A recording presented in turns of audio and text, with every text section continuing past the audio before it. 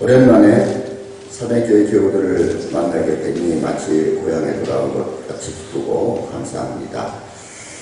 모두들 건강하고 편하게 지내시고 계신 것 같아서 감사하고, 또 교회는 이제 자리를 잘 잡아가고 있는 것 같습니다. 특별히 뜻깊은 창립 12주년 기념주일에 말씀을 함께 나눌 수 있어서 더욱 감사합니다. 제가 이번 학기 연세대학교에서 글로벌 인재대학 3학년 학생들을 가르치는데요. 일본 학생들, 중국 학생들, 홍콩, 브라질, 인도네시아, 이런 학생들이 한 16명 정도 있고, 한국 학생은 3명 정도 있는 것 같아요. 한국의 여러 가지 사회 문제를 함께 나누는데, 저희 집이 강남 신사동에 있는데, 저희 집에는 그 빌라에 살고 있으면서도 강남에 산다고 지탄을 하고 있는데, 자동차들이 이제 불법 정지들이 많이 있어서 저희들 이제 그 골치가 아파가지고 집 차 앞에 바로 차를 대는 경우도 있어 그래요.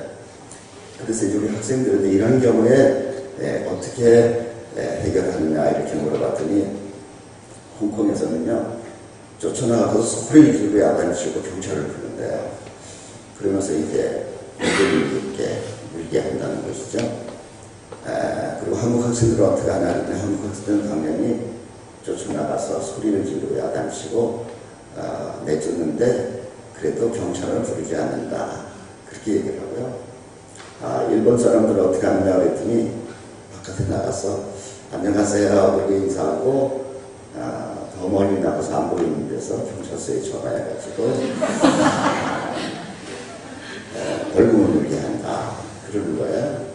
학생들이 물어보기로 왜 한국은 벌금을 안 물게 하냐, 경찰에 왜 연락을 안 하냐는 거예요.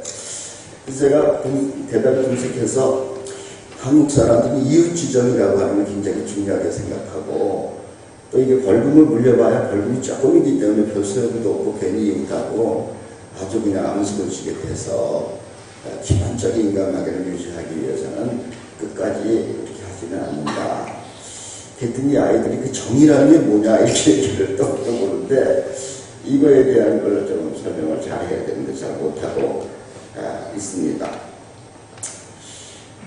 아무튼 이렇게 불법 차량을 처리하는데도 그 방법이 나라마다 다르고, 한이 당연히 대화하는 방법도 또 사랑하는 방법도 나라마다 다를 것입니다. 오늘 오후에 바베큐를 한다 그러는데, 제가 여기서 목회할 때 이제 그때가 8주년인가 10주년인가 그랬는데, 음악회를 하고 처음으로 그때 나중에 선생님께서 이제 그 바베큐를 대접하자 이렇게 해서 본인이 헌금하셔서 제가 바베큐를 그때 했어요. 많은 분들이 오셔서 한 130명쯤 그렇게 왔던 것 같아요. 그랬는데 제 후배 하나가 모 대학의 교수고 의사인데 그 먼 데서 찾아왔어요. 그래서 이제 바베큐를 맛있게 먹겠거니 이렇게 생각을 했는데, 사라진 거야. 아무리 찾아도 없어요. 예배는 드리고 또 바베큐를 가져간 건 분명한데, 며칠 후에 이제 만나가지고 제가 물어서 밥을 어디서 먹었냐 그랬더니, 아무도 아는 사람도 없고 또 특별히 친절하게 대해주는 사람이 없어서 그걸 들고서 자기 차 안에 들어가서 차에서 먹었다 생각해서, 야, 너는 천상이야. 그거 아주 넌 천상, 대학 교수고 넌 천상의 의사다. 야. 어찌 그렇게 아무나 붙잡고서 좀 이렇게 물어보면, 지가 연대 안 나왔어도 이렇게 내 거니까는 여기 내과 관련되는 분들도 계시고 얼마든지 있을 텐데, 오늘은 절대 그런 일이 없겠죠. 네. 예수님은 작은 소자에게 물 한 모금 떠주는 것이 주님에게 한 것이라고 말씀하셨는데, 목마른 사람에게 물을 주는 사람은 천하 만민의 덕목이지만, 물을 제공하는 방법은 사람마다 나라마다 다른 것 같습니다. 과연 무엇이 목마른 사람에게, 주님에게 물을 제공하는 것이고, 어떤 방법으로 물을 제공해야 우리의 주님인 우리의 이웃이 편안하고 즐겁게 감사하며 우리가 제공하는 물을 받아 마실 수 있을까? 하는 게 오늘 우리의 주제입니다. 우리 연세 공동체는 사람들에게 진리를 깨닫게 하는 것이 곧 소자에게 물을 제공하는 일이라고 생각합니다. 백낙준 박사님은 1957년 1월 연희대학교와 세브란스 의과대학교를 합쳐서 연세대학교를 만들고서 요한복음 8장 31절에서 32절의 말씀을 교훈으로 삼았습니다. 그러므로 예수께서 자기를 믿는 유대인들에게 이르시되 너희가 내 말에 거하면 참으로 내 제자가 되고 진리를 알지니 진리가 너희를 자유롭게 하리라. 이 말씀은 매우 당연하고 누가 들어도 평범한 말씀인 것 같지만 사실은 이 말씀 때문에 예수님이 돌로 맞아서 돌아가실 뻔하였습니다. 8장 마지막 절인 59절을 읽어보면 이렇게 기록이 되어 있습니다. 저희가 유대인들이 돌을 들어 치려 하거늘 예수께서 숨어 성전에서 나가시니라. 자유인이 되라고 한 말이 유대인들의 자존심을 건드린 것입니다. 왜냐하면 당시 유대인들은 자신들이 아브라함의 자손으로 태어난 것을 굉장히 자랑스럽게 생각하고 있었고 다른 민족에 대하여 언제나 우월의식을 가지고 살고 있었기 때문입니다. 그들의 선민의식은 아무도 건드릴 수 없는 존재의 근거였고 다른 사람들을 차별하고 소외시키는 이유였습니다. 유대인들에게 선민의식의 원천은 다름 아닌 그들이 민족의 조상 아브라함이었습니다. 그들의 민족의 조상 아들이었습니다. 그런데 예수님은 그런 유대인들의 자존심을 완전히 뒤집어 엎는 말로 그들의 반발을 산 것입니다. 아브라함, 내가 그 아브라함보다 먼저 있었다. 그놈의 아브라함, 이 돌 들려도 아브라함을 얼마든지 만들 수 있다. 이 바보들아. 제발 정신 좀 차려라. 이런 식으로 이제 말씀을 하신 거죠. 요한복음 8장 읽어보면 낭만의 오가다 이렇게 써 있습니다. 예수님은 유대인들에게 깨달음을 주기 위하여 충격적인 요법을 사용하였지만 오히려 그들에게 죽임을 당할 뻔하셨습니다. 예수님은 새로운 삶을 제시하였지만 유대인들은 그들만의 전통과 습관에 속박되어 한 치 앞도 나갈 수가 없었던 것입니다. 그렇지만 예수님은 그 치욕의 십자가 고통을 감내하면서까지 기어코 그들을 아브라함의 속박에서 벗어나게 하고 온 누리 온 민족에게 진리를 깨닫게 하고 자유의 삶을 얻게 하셨습니다. 신학자 백낙준 박사님은 바로 이 진리와 자유라는 예수님의 말씀을 연세 공동체에 새롭게 제시하였습니다. 그는 이렇게 말합니다. 사람은 누구나 인격을 가지고 있고 따라서 남의 지배나 다스림을 받지 않아야 됩니다. 이것은 외적 자유지요. 각자는 또 양심을 가졌고 도의를 알고 이상을 바라며 살지요. 이 양심과 도의와 이상을 해치려는 죄에서 벗어나는 것이 곧 내적 자유입니다. 그는 이제 막 해방되어 외적 자유를 얻은 우리 조선민족에게 양심과 도의와 이상을 발현시키고 지켜주는 내적 자유가 필요하다고 주장합니다. 그는 성경을 통하여 진리를 깨닫는 것만이 양심과 도의를 지키는 길이라고 설파합니다. 독일의 철학자 한나 아렌트가 말하는 악의 범범석이라는 말은 진리를 깨닫지 못하는 사람들이 저지를 수 있는 죄, 즉 양심과 도의를 저버리는 죄를 말하는 것입니다. 양심과 도의를 저버린 사람들은 누구나 아이히만과 같이 히틀러의 하수인이 되어서 수많은 유대인을 죽음으로 몰아갈 수 있다는 것입니다. 오늘날 현대인들 가운데는 외적 자유를 얻은 것 같으나 내적 자유를 얻지 못하여 양심과 도의를 저버리는 사람들이 너무나 많이 있습니다. 자신의 말과 행위가 얼마나 이웃의 생명과 존엄을 해야 하는지 모르는 현대의 아이만들에게 우리는 십자가의 사랑과 희생으로 진리를 제시하고 그 의미를 깨닫게 하여야 합니다. 잠언 기자는 지혜가 길거리에서 부르며 광장에서 소리를 높인다. 나의 책망을 듣고 돌이키라고 했습니다. 여기에서 지혜는 물론 진리를 외치는 소리입니다.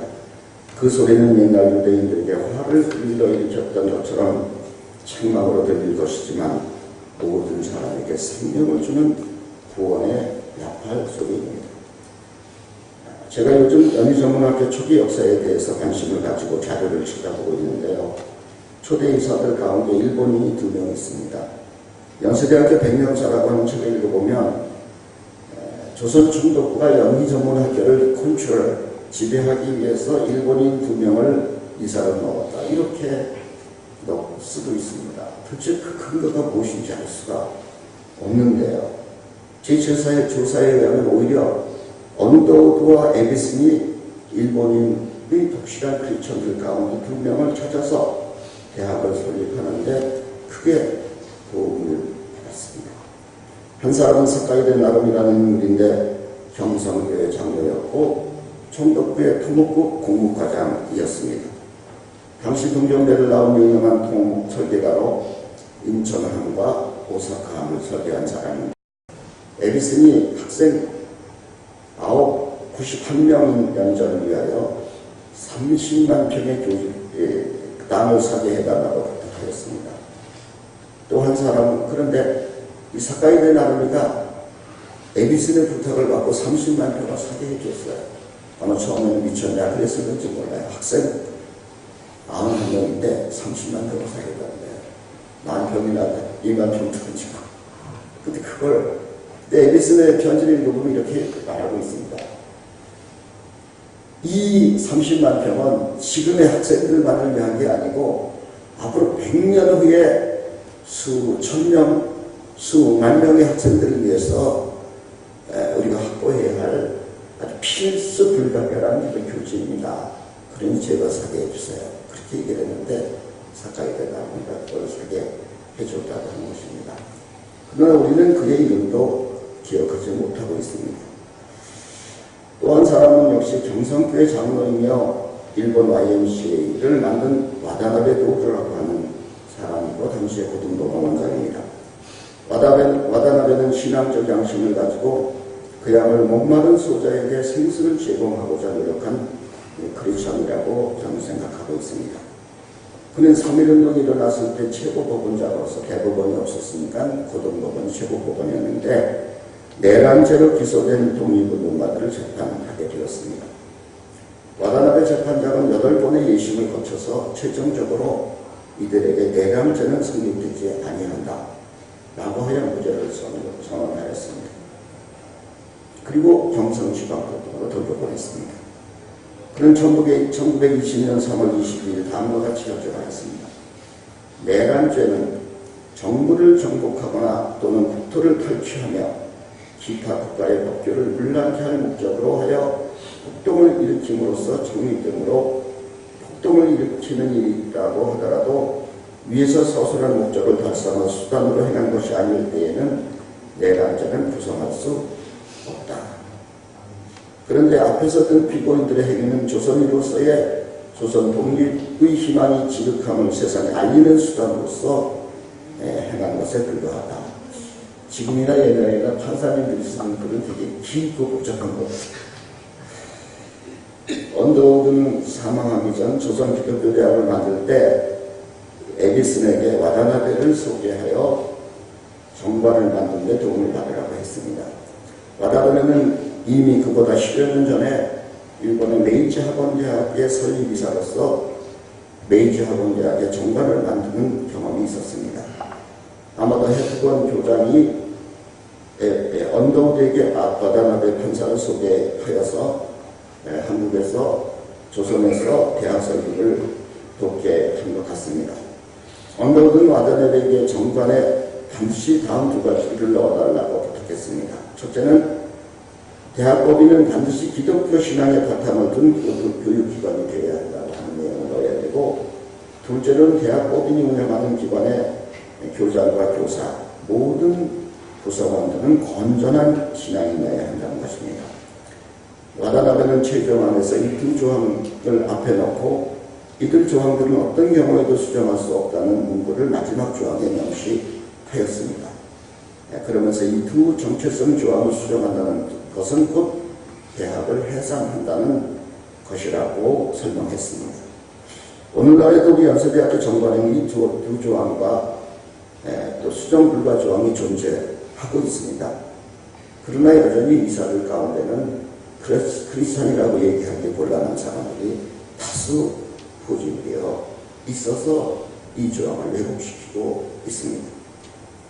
와다나베의 성계인 구라토미 유사도르라고 하는 사람은 그가 기독교인으로서 기독교 대학과 YMCA 운동에 열심히 참여하였기 때문에 더 이상 출세를 할 수가 없었다고 말하고 있습니다.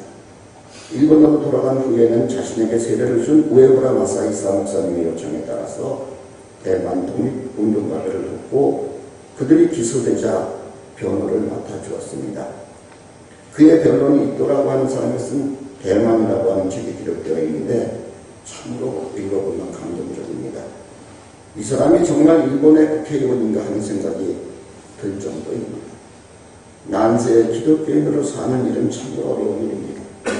더구나 세상적인 출세의 기회를 버리고 식민지에 가서 그 민족을 위하여 일하는 일은 결코 쉬운 일이 아닙니다. 조선의 민의 연구로 유명한 야나기 무네요시나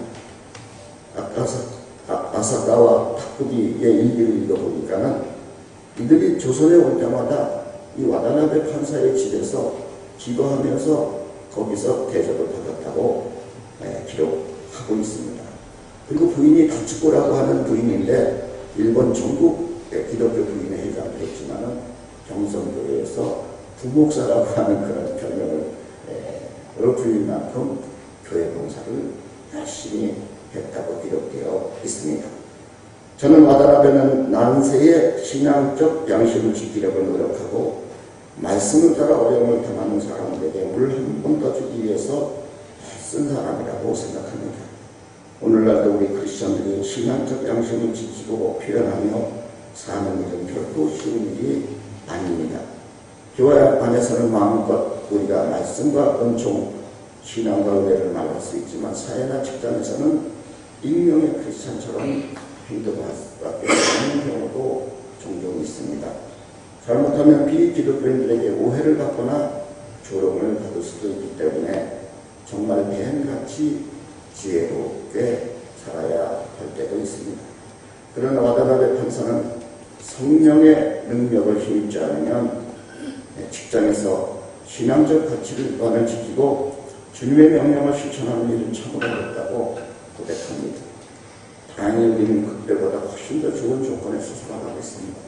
더구나 사명교회는 누구나 부러워하는 좋은 환경과 조건을 가지고 있습니다. 마음껏 우리 사명교회를 자랑하고 참여하기를 권유해도 이상할 게 없습니다. 오히려 사명교회 교우들이 적극적으로 신앙적 양심을 표현하시고 교회를 소개하고 함께하기를 청하면 사람들은 감사하게 생각할 것이고 못 이기는 척하고 다가올 것입니다. 우리는 정말 사명교회를 생각할 때마다 배민수 목사님께 감사하지 않을 수가 없습니다. 오늘 창립주일이니까 배민수 목사님 이야기를 조금 안 할 수가 없겠네요. 저는 고향이 비슷하여 친근감을 많이 느끼는데 전기를 읽어보면 배 목사님의 어린 시절이나 저의 어린 시절이나 충주의 시골 풍경은 다를 바가 없습니다. 배 목사님은 청주에서 태어나시고 저는 충주에서 태어났습니다. 아시는 대로 배민수 목사님의 아버지는 독립운동을 하시다가 그가 12살 때 사형을 당하게 되었습니다. 어머니가 하나밖에 없는 아들에게 서울에 가서 아버지의 유언을 듣고 오라고 했습니다. 그런데 문제는 서울에 갈 여기가 없습니다. 다행히 그의 사정을 들은 선교사님이 어린 배민수에게 차비를 빌려주어서 기차를 타고 남대문 경찰서에 수감되어 있는 아버지를 마지막 만날 수 있게 되었습니다. 슬퍼하는 아들에게 아버지는 3가지 부탁을 합니다. 첫째는 몸을 든든히 하여 건강해야 한다. 둘째는 어머니께 효도해야 한다. 셋째는 나라를 위하여 일해야 한다. 소장 배민수는 아버지의 유언을 가슴에 새기고 집으로 돌아왔습니다. 누구나마저도 시집에서 돌아와 새 식구는 간신히 빈일을 이으며 가난한 생활을 이어갈 수밖에 없었습니다. 사형당한 집안이 주위의 사람들도 가까이 하지 않습니다. 제가 어렸을 때만 해도 아버지가 없는 아이들, 애기 없는 후리자식이라고 차별하였습니다. 그런데도 소년 배민수는 조금도 비죽지 않고 씩씩하게 자랐다고 합니다. 언제나 아버지의 유언대로 나라를 구하는 큰 인물이 되겠다고 생각하고 있었습니다. 물론 공부에는 취미가 없어서 초등학교도 낙제하고 중학교도 1년 더 다니고 그렇게 했다고 합니다. 그래도 소년 배민수는 즐거운 소년 시절을 보냈다고 합니다. 어떻게 이런 상황에서 행복한 어린 시절을 지냈다 이렇게 이 기자가 자기 책에다가 기록할 수 있을까? 소년 배민수는 이렇게 말합니다. 나는 태어나서 그렇게 작은 집에서 살아본 적이 없었지만 그래도 누나가 같이 있어서 행복했다. 우리 세 식구는 매일 저녁 예배를 드렸다. 성경을 믿고 기도하는 것을 게을리하지 않아. 세상에서 내 몸, 내 부모, 내 집의 안녕과 이익만을 위해서 세상 사람들은 내 몸, 내 부모, 내 집의 안녕과 이익만을 위해서 살았지만 우리 교회 교인들은 서로를 신체의 일부같이 아끼고 사랑했다. 교인들은 나이가 많으나 적으나 비나나 부하나 서로를 가족처럼 아끼고 사랑했다. 그렇게 쓰고 있습니다. 소년 배민수는 당시 청주에서 선교하던 밀러 선생님이시죠. 를 만났습니다. 밀러 선교사님 댁에서 크리스마스 트리를 처음 보았고 슬라이드로 예수님의 탄생과 생애를 보고 감동받았다고 합니다. 호기심 많은 소년 배민수는 밀러 선교사님에게 돈이 어디서 나세요? 선교사님은 무지부자세요? 이렇게 물어봤다고 합니다. 그때 선교사님이 우리 미국에 있는 교회와 교우들이 여러분들을 우리 선교를 위해서 선교비를 이렇게 보내준다. 이렇게 아주 친절하게 또 자세하게 대답을 하신 것 같습니다. 그래서 그때부터 배민수 소년은 미국에 가야지 이렇게 생각을 했다고 합니다. 소년 배민수로 하여금 아버지 이런 슬픔, 가난의 고통, 의지 없는 외로움을 잊게 한 것은 교회 교우들의 사랑이었고 꿈과 희망을 주는 선교사님들의 사랑이었습니다. 밀러 선교사님은 후에 여미전문학교에서 화학을 가르치셨고 1933년 그때 학생이 150명이에요. 근데 노천국장을 주셨는데요. 몇 명? 6,000명이 들어가는 노천국장을 지었습니다. 앞으로 100년 후에 우리 연자는 수천 명의 학생들이 이 노천국장에서 놀고 또 음악회도 할 것이다 라고 생각을 하신 것입니다. 그는 배민수와 같은 소년들이 무럭무럭 자라서 노천국장을 채워주는 모습을 믿음의 눈으로 보고 있었던 것입니다. 후에 사내 농장을 만들고 사후에 사내 캠퍼스를 조성할 수 있게 해준 배민수 목사님의 신앙과 삶의 원천은 바로 청주의 작은 교회 사랑의 공동체에 있었던 것입니다. 그의 가족들이 이 땅을 연세대에 기증하면서 꼭 교회를 이 사내 캠퍼스에 만들어 달라고 부탁한 것은 다름 아닌 아버지 배민수가 꿈꾸던 교회, 아버지가 잘한 사랑의 공동체를 만들어 달라는 뜻이었다고 생각합니다. 목마른 소년 배민수에게 사랑의 생수를 공급해 주었던 교우들, 선교사님, 가장이 된 배민수 가족들을 사랑으로 감싸 안아준 사랑의 공동체가 사내교회라는 이름으로 바로 이 자리에 12년 전에 부활하여서 다시 설립이 된 것입니다. 우리 사내교회 교육 여러분들은 또 다른 소년 배민수와 그 가족들을 주님을 맞이하시는 것처럼 맞이하시기를 바랍니다. 이미 함께하시는 또 다른 소년 배민수와 그 가족들을 바로 옆에 계신 교우들을 주님을 위하여 사랑하시기를 바랍니다. 특별히 영혼이 목말라 사내교회를 찾아오시는 주님과 같은 이들에게 사랑의 손길을 펴시고 그가 원하는 사랑을 그가 원하는 방식으로 제공하시기를 바랍니다. 지난 12년간 소년 배민수가 존경하는 선교사님, 장로님, 집사님들이 되셔서 상처받고 갈급한 영혼들을 사랑으로 감싸주신 사대 교우들을 진심으로 존경하고 사랑합니다. 그 옛날 선각자들이 바라본 십자가의 고난, 와다나벨 평사가 경험한 시대의 아픔, 배민수가 극복하고자 하는 가난의 서름, 그 모든 것을 치유할 수 있는 능력인 사랑이 넘치는 사명교회가 되시기를 간절히 기원합니다. 기도하겠습니다. 사명교회를 세우시고 이끄시는 전능하신 하나님, 지난 12년 전 이 아름다운 행사에 거룩한 주님의 교회를 세워주시고 믿음의 식구들을 통하여 소년 배민수가 그리던 사랑의 공동체를 형성하게 하셨으니 감사합니다. 먼저 불러주신 교우들의 믿음과 헌신을 통하여 또 다른 소년 배민수를 영접하게 하시고 그들이 원하는 내용과 방식으로 진리의 service를 제공하여 서로 존경하고 사랑하는 공동체를 만들어가게 하시기를 우리 주 예수 그리스도의 이름 받들어 간절히 기도하옵나이다.